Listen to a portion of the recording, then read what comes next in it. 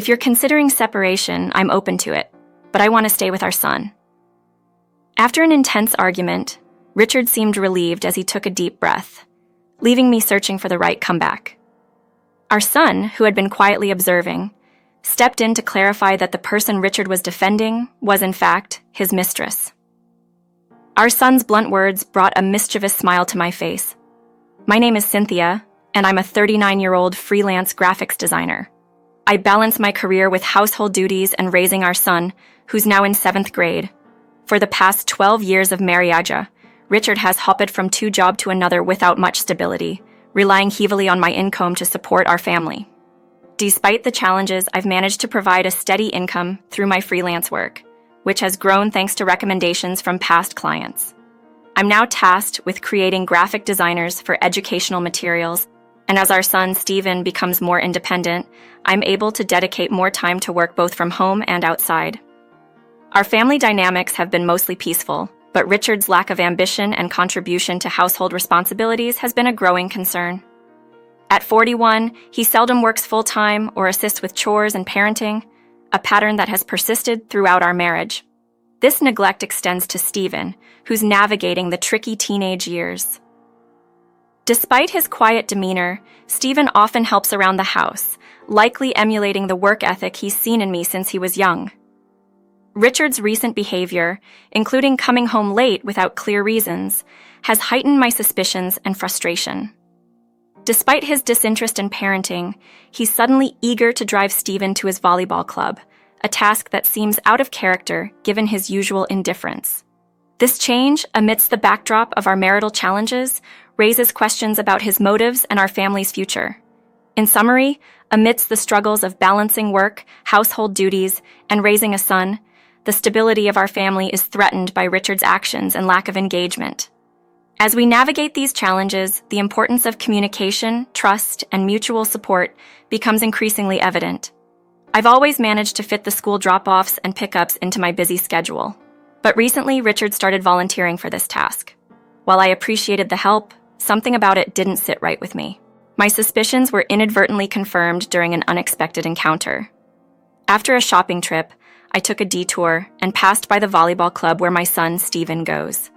There, I saw Richard engaged in a cheerful conversation with a woman who appeared to work at the facility. This was surprising because Richard had told me he would be out of town for work. I approached them, and the woman noticing me called out, asking if I was Stephen's mother. I acknowledged, feeling a bit awkward as I didn't fully recognize her despite her familiar face from previous drop-offs. The woman introduced herself as Emma, but oddly, she didn't mention her role at the club. My husband, looking tense, quickly wrapped up their conversation.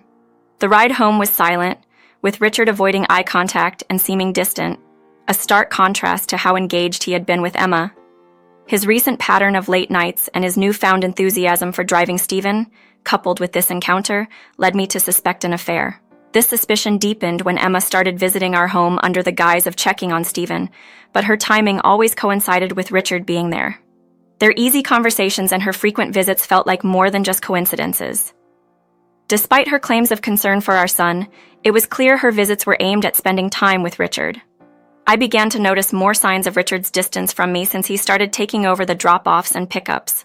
When I tried to discuss his behavior with our son, he responded curtly, clearly bothered by his father's insistence on driving him daily. This unnatural insistence on Richard's part started to raise more red flags for me. Emma's increasing presence in our home, always during times when Richard was present, confirmed my growing suspicions. Watching them interact with ease in our living room, it became evident that her involvement in our lives was not just about our son. The pieces of the puzzle were starting to fit together, pointing towards the uncomfortable truth of Richard's infidelity. A month into noticing unusual patterns in my husband Richard's behavior, my suspicions about his fidelity grew. Richard began returning home increasingly late and sometimes would be away for days. One evening, after he sneaked in late again, I half-jokingly accused him of cheating, trying to lighten the mood. His reaction, however, was anything but light. He stood up abruptly, glaring at me, and retorted that he was taking care of Stephen, our son, and that I should not meddle unnecessarily. His defensive response only fueled my suspicions further. The tension in our home escalated. Stephen, who usually stayed out of our disputes, approached me one night with concern. He hesitantly mentioned Emma, a staff member from his volleyball club, who he suspected might be involved with Richard. Stephen expressed his discomfort with how clingy Emma was at the club, and he was even more disturbed that she frequented our house. This confirmed my unease wasn't unfounded, and it was a relief to know Stephen shared my sentiments, even though it did little to solve the underlying issue. One day, returning from a meeting with a client, I was greeted by the sound of laughter and conversation from the living room. It was Richard and Emma, engaging as if our home was their haven, with no sign of Stephen joining in. Upon my entrance, Richard appeared uneasy, while Emma greeted me with a bold smile, casually mentioning Richard had invited her over. Her familiarity with Richard, addressing him by his first name and her presence in our home, intensified my discomfort. When I commented on her frequent visits despite her busy work schedule, she responded smugly that it was part of her job. This assertion left me baffled and even more suspicious. Her confidence and the nonchalant way she inserted herself into our lives suggested there was more to her relationship with Richard than mere professional or casual acquaintance. The situation at home, with its undercurrents of tension and unsaid accusations, had become a complex web of emotions and suspicions, affecting not just the adults involved but our son Stephen as well. The audacity of Emma making herself so comfortable in our home irked me. She casually critiqued the homeliness of our house, implying it wasn't cleaned meticulously, all while wearing a smug smile. Her comments were a thinly veiled jab at my housekeeping, suggesting that although our home had a cozy vibe, it hinted at my supposed negligence. To my dismay, Richard didn't defend me, but rather agreed with her, laughing off her remarks. Despite my efforts to balance work from home with household chores, Richard's lack of assistance made it challenging to maintain everything perfectly. Feeling mocked and sidelined in my own home, the atmosphere became unbearable, driving me to retreat to the bedroom, overwhelmed by frustration, sadness, and a sense of humiliation. The fear that Emma might usurp my role within the family loomed over me. Yet I hesitated to confront her directly, cautious of the potential impact on my son and his connections to the volleyball team. Richard and Emma's blatant display of their relationship, under the guise of discussing my son's educational needs, felt like a direct taunt. Determined to uncover the truth, I began to document evidence of Richard's infidelity. The discovery of receipts for extravagant expenses on motels, fine dining, and luxury items, luxuries he claimed we couldn't afford, was a painful confirmation of his betrayal. Despite the heartache, I meticulously collected proof of his affairs, contemplating divorce yet resolved to wait for the sake of our son Stephen's stability until he finished high school. The financial implications of Richard's actions puzzled me. Even with his salary, the lavish spending seemed unsustainable. My concerns deepened as I pondered the source of these funds. Then, a chilling realization struck me. We had a savings account designated for Stephen's college fund. The thought of Richard potentially dipping into our son's future savings filled me with dread, prompting a rush of anxiety and fear for what I might find. I hurried to review the transactions of our son's education savings account, only to discover that significant sums had been withdrawn multiple times in recent months. This account, which I had set up to safeguard my son's future, showed a substantial decrease in funds. Despite keeping a tight leash on our credit card spending and monthly expenses, I hadn't checked this particular account regularly. The shock of this discovery sent shivers down my spine, and I struggled to calm my trembling hands. The harsh reality hit me. The funds I had diligently saved for our son's education were being squandered on my husband's affair. At that moment, the identity of the other woman became irrelevant. The unforgivable part was not the infidelity itself, but the misuse of our child's future resources for selfish indulgences. This betrayal was not just against me as his spouse, but more grievously against our son.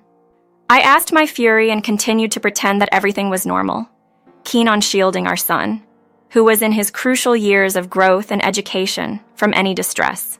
The burden of keeping the family's turmoil under wraps while managing my responsibilities led to slip-ups in my daily tasks and professional duties. Even Mrs. Alexis, a long-standing client, noticed my distressed state and offered her support, which, while embarrassing, provided a glimmer of comfort amidst the chaos. Meanwhile, my husband seemed increasingly carefree, evidently enjoying his time with his mistress more openly. It was only a matter of time before Stephen, our son, became aware of the family's predicaments. One day, he quietly joined me to fold laundry, offering support in his own reserved way.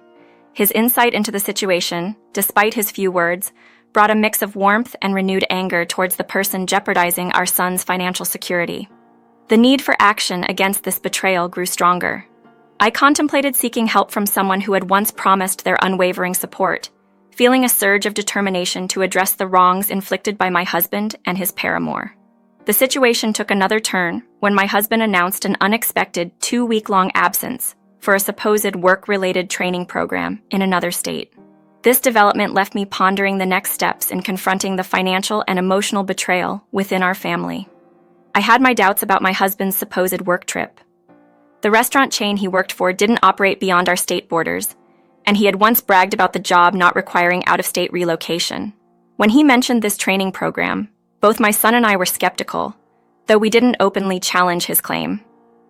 My son, with a hint of sarcasm, mentioned to his father that a staff member from his volleyball club, coincidentally Emma, was also taking 3 weeks off. He mused about the rarity of taking such a vacation without significant savings, which visibly unsettled my husband. His sudden silence and nervous glances at his smartphone were telltale signs of his deceit. Aware of my husband's affair, I had been monitoring him and Emma closely, even hiring a private investigator who confirmed that Emma was indeed planning to take the same time off. It was clear to me that this business trip was a facade for a romantic escape. Rather than confronting them immediately, I had a different strategy in mind, one that required my son's approval. After bidding my husband a seemingly cheerful farewell, my son and I, with the help of relatives who were both upset by my husband's actions and supportive of us, began a thorough house cleaning and started packing our belongings. Our plan was to leave the house during his absence and temporarily stay with relatives until we could secure a new place. Our family, understanding our predicament, generously opened their home to us. To safeguard our financial future, I transferred the remaining funds from the joint savings account to a personal account I controlled. As we prepared to leave, I noticed my husband's belongings scattered around, a stark reminder of the life we were leaving behind. This move wasn't just about finding a new home, it was about reclaiming our dignity and starting anew, away from the deceit that had marred our family life. In the midst of moving out, I couldn't bear to just abandon my husband's possessions. After some consideration, I arranged for his items to be sent to a specific location, with Mrs. Alexis's approval. As the pickup service took away the boxes, my son and I looked around our now orderly house, sharing a moment of contentment. A few days into our stay with relatives, I was jolted by my phone suddenly ringing. The sight of my husband's name as the caller prompted a resigned sigh from me. His voice, laced with panic, pleaded for money, claiming he had run out during his training. His desperation was palpable, likely exacerbated by the embarrassment of facing financial difficulties in front of Emma. I couldn't help but feel a mix of frustration and vindication as I refused his request, suggesting sarcastically that he used the account he had been depleting. His reaction was to yell, but I didn't give in, coolly reminding him that he'd manage without the extra funds. The unexpected interjection of Emma's frantic voice in the background prompted a swift end to the call from his side. The following day, my son and I arrived at a grand mansion, the home of Mrs. Alexis, where we found my husband and Emma in a rather compromising situation. My husband, looking defeated, was on the floor apologizing profusely, not to me, but to Mrs. Alexis. It turned out Emma, caught in the act, was actually Mrs. Alexis's daughter. She had been forced to cut her trip short and face her parents after a mysterious package arrived for her at their home. Mrs. Alexis, stern and disappointed, confronted the situation head-on. Despite my husband's apologies, it was Mrs. Alexis who felt the need to apologize for the chaos caused by her daughter. The irony of the situation was not lost on me. Emma's escapade with my husband had unwittingly brought her back to face the consequences of her actions under her mother's roof. This twist of fate underscored the tangled web of personal and professional lives, binding us together in an unexpected confrontation. Upon Mrs. Alexis's firm command, Richard, my husband, visibly trembled with fear. Mrs. Alexis had been a pillar of support ever since I disclosed Richard's affair and the identity of his mistress, her own daughter Emma, leaving her deeply upset but determined to rectify the situation. She had since been an unwavering ally, expressing her sincere apologies for the turmoil caused by her daughter's reckless actions. In front of the collected boxes, evidence of Emma's indiscretion, Mrs. Alexis chastised her, highlighting the shame brought upon their family. Emma's attempts to deflect blame and drag Richard into her defense fell flat, especially under my stern gaze, which silenced any excuses he might have had. Emma's admission of ignorance about her mother's connection to me only emphasized her desperation to keep her affair hidden from Mrs. Alexis, known for her strong ethical standards. Mrs. Alexis's resolve to see her daughter make amends, regardless of the time it would take, was clear. She insisted on an apology, declaring her intention to hold Emma accountable for her actions. Amidst Emma's dramatic protests, I focused my attention on Richard, demanding he address the situation. Surprisingly, he began to criticize me, praising Emma's qualities and suggesting that she would be a better partner and mother, even proposing that he should raise our son with her. Stephen, having witnessed enough, intervened. He clarified that Emma was merely an intern at the club, diminishing the image Richard tried to build up of her. He also firmly told Richard not to expect any familial bond with him, criticizing Emma's inappropriate behavior. This confrontation laid bare the deep fractures within our family, propelled by Richard's betrayal and Emma's involvement. Mrs. Alexis's stance not only emphasized the consequences of their actions, but also highlighted the solidarity between those wronged by this affair, setting the stage for a significant upheaval in our lives. As my son pointed out, Emma was never formally employed at the volleyball club, which debunked my husband Richard's claims of her being deeply involved and experienced in educational activities. It was clear they both had been living a lie. Facing Emma's bewildered expression, I felt compelled to enlighten her about the real financial dynamics of our household. I explained how I had been the one covering all expenses, including rent, living costs, and even Stephen's tuition fees, revealing Richard's minimal contribution and his facade of financial stability. Emma, overwhelmed by the truth, was visibly shaken, a stark contrast to Richard's attempt to maintain his pride. This revelation seemed to dismantle the image Richard had constructed, exposing him not as the provider he pretended to be, but rather as someone dependent on my earnings. In the aftermath, Richard and Emma were ousted from Mrs. Alexis's home, a clear sign of their fall from grace. Following Mrs. Alexis's counsel, I engaged a skilled lawyer to navigate the divorce, streamlining the process and ensuring a fair settlement, including securing Stephen's education fund as part of child support. The fallout of their actions was swift. Emma faced repercussions at the volleyball club for her involvement with a married parent, leading to her dismissal. Alienated from her family and criticized for her choices, Emma found herself isolated. Meanwhile, Richard's attempts at reconciliation were futile. Stephen and I were resolute in moving forward without him. Mrs. Alexis, burdened with guilt over her daughter's role in the upheaval, received my reassurance. Our bond, strengthened through adversity, led to new beginnings, including a promising job opportunity for me. This turn of events allowed me to focus on my career and our life ahead with Stephen, who expressed his pride in my work and the life we were rebuilding together. Amidst these challenges, the support and affirmation from my son were invaluable. Stephen's appreciation for my efforts as a mother and a graphics designer was a profound source of motivation. As I continued my work, the resolve to provide a stable and hopeful future for Stephen was my driving force, reinforced by the love and respect we shared.